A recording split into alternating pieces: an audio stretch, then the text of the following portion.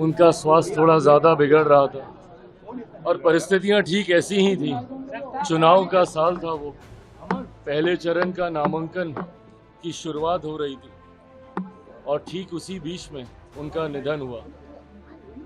उनके निधन के बाद उनके सपनों की सोच को पूरा करने के लक्ष्य के साथ मेरी पार्टी ने आगे बढ़ने का काम किया।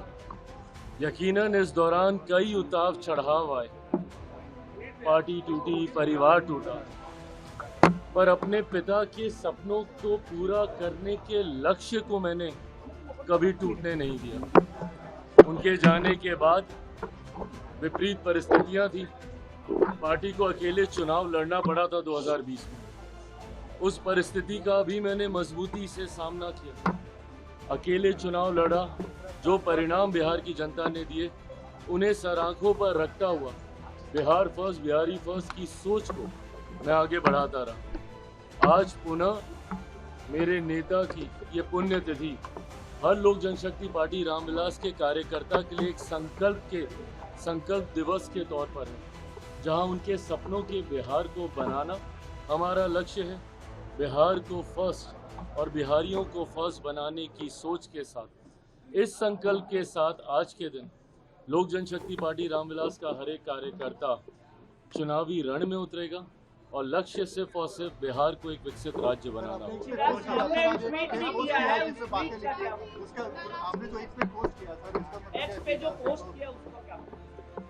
उसका मतलब एकदम स्पष्ट है। मेरे नेता हर मन से इस बात को कहते थे।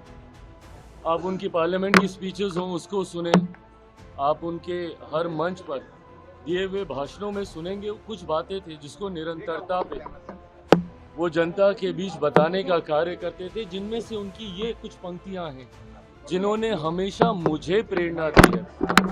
जब जब कठिन दौर से मैं गुजरा हूँ, तब तक उनकी यही पंक्तियों ने मुझे ताकत दी है। जुल्म करो मत, जुल्म सहो मत, जीना है तो मरना सीखो, कदम कदम पर लड़ना सीखो।